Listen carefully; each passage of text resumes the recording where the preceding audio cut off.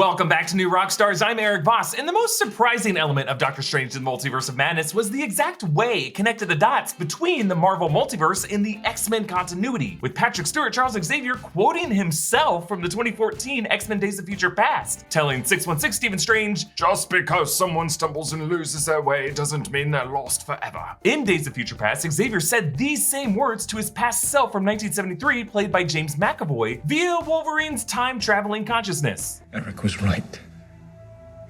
Humanity does this to us. Not if we show them a better path. You still believe? Just because someone stumbles, loses their way, it doesn't mean they're lost forever.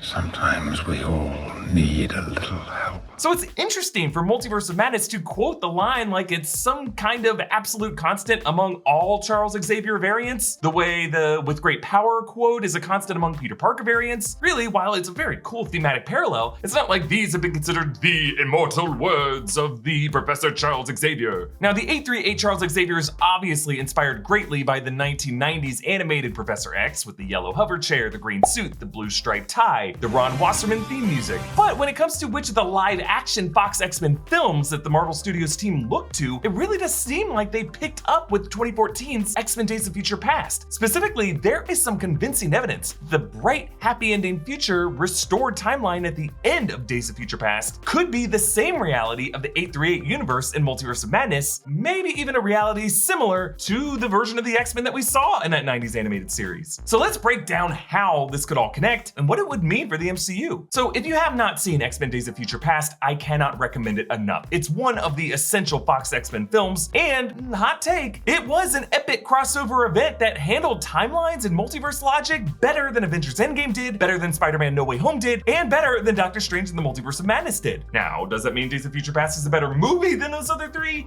Maybe not. Really, its legacy has been shaded by a few not as great X-Men movies that followed it, but for one brief moment, the convoluted timeline of the whole X-Men franchise crystallized in such an elegant way in this movie that I think its epilogue deserves to be among the MCU multiverse Elseworlds. So a quick recap. The 2000s X-Men films, led by Hugh Jackman, Patrick Stewart, Ian McKellen, led to two spin-off series, the Wolverine solo films, and then a rebooted X-Men timeline with James McAvoy and Michael Fassbender in X-Men First Class. Then in 2014, the casts of both timelines combined in Days of Future Past, which was set initially in an apocalyptic future in 2023, in which the older cast of mutants send Wolverine back in time by displacing his consciousness into his younger body back in 1973, so that he can stop this darkest timeline from unfolding. In 1973, we meet Evan Peters, Peter Maximoff, Quicksilver, Magneto's son, and this movie ends with that dark future being averted, and that future timeline in the year 2023 being restored and warped to a peaceful future, erasing the deaths from X-Men The Last Stand. So this future now has Wolverine and Charles Xavier, Cyclops, Jean Grey, Storm, Kitty Pryde, Colossus, Beast, Iceman, all these characters alive, and so too, presumably, Magneto and Mystique. And in this scene, Logan and Charles have an interesting exchange.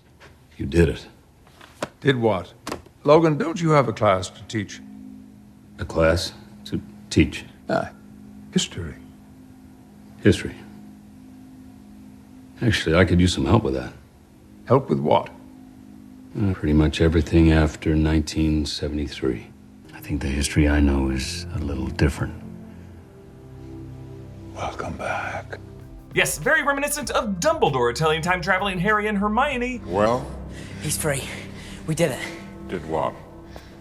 Good night.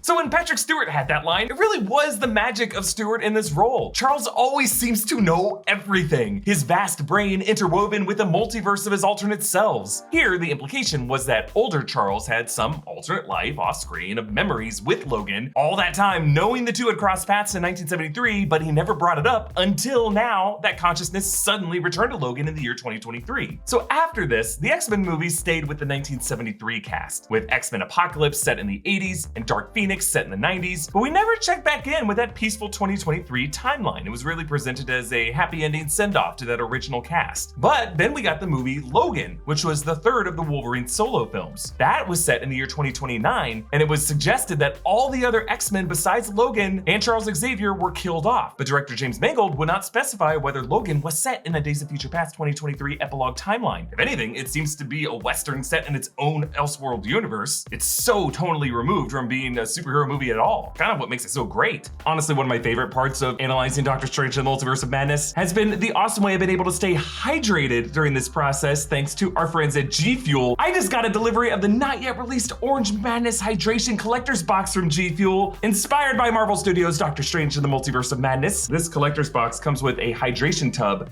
and a 16-ounce shaker cup. It's releasing in June, but you can get on the waitlist by clicking the link in this video's description. Okay, let's try it out. I just filled this with some water, taking a scoop of this Orange Madness flavor, putting it in the water, giving it a shake, and taking a sip.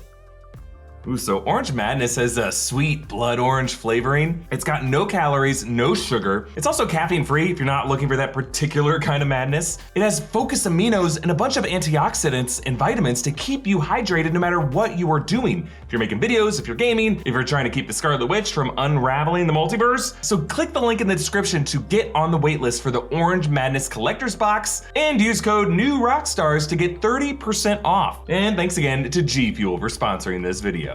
And when we look back at that Days of Future Past 2023 epilogue, it was really meant to evoke Marty McFly waking up to a warped 1985 and Back to the Future. Logan similarly wakes up to that same alarm clock song, but now there's a hologram display. The classroom seat passes also use holotech, something the earlier set X-Men movies did not use. Charles Xavier, for the first time in the X-Mansion, uses an actual hover chair. And that hover chair and the quoted line in Multiverse of Madness, just because someone stumbles, to me, these details were enough to make me at least wonder if 838 could be that same Days of Future Past epilogue timeline. A timeline advanced even further into the future, the 838 that we visit in this movie, once the X-Men had crossed paths with the Fantastic Four and the Avengers of that universe, and fought in their own Infinity War conflict with Thanos. Now that would mean 838 is now a universe where Professor X has been killed by the Scarlet Witch, and the X-Men left behind to avenge him would include that lineup of Hugh Jackman, James Marsden, Halle Berry, Famke Janssen, Ian McKellen, all of them at Wanda Maximoff. Now that's not to say that those X-Men would be the main X-Men lineup in the MCU's 616 future, but it would leave the door open to one universe in the MCU multiverse where those actors could exist and could come back. It would also change our understanding of the 838 Wanda's parentage. In 616, Wanda and Pietro were born to Oleg and Irina Maximoff in Sokovia, but in the X-Men continuity, Evan Peters, Quicksilver, was the son of Magneto, Eric Lehnsherr. And it's interesting to note that 838 Wanda's Westview house, which is a real structure that exists in that universe, looks exactly like Wanda's dream house that she conjured out of magic in episodes 6 through 8 of WandaVision. And within that magical hex, Wanda's brother Pietro was Evan Peters. Now yes, episode 9 suggested that he was actually a local New Jersey actor, Ralph Boner, puppeted by Agatha, but I mean, all those reveals still came within the hex. Those headshots, his appearance, his identity was presented while the hex was still active. We never saw him on the other side of the hex, before or after. Now I don't want to hinge all of my theories on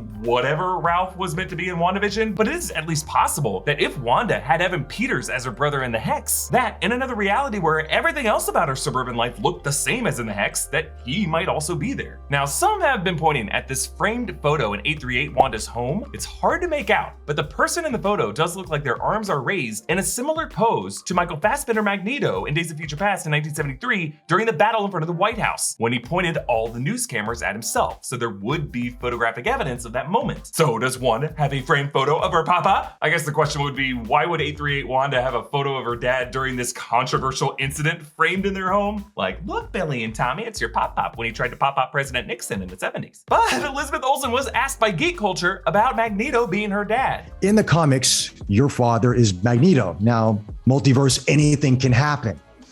If you had the choice, who would be your daddy of choice? Would it be Sir Ian McKellen or Michael Fassbender? Oh. I'm going to go with Sir Ian McKellen.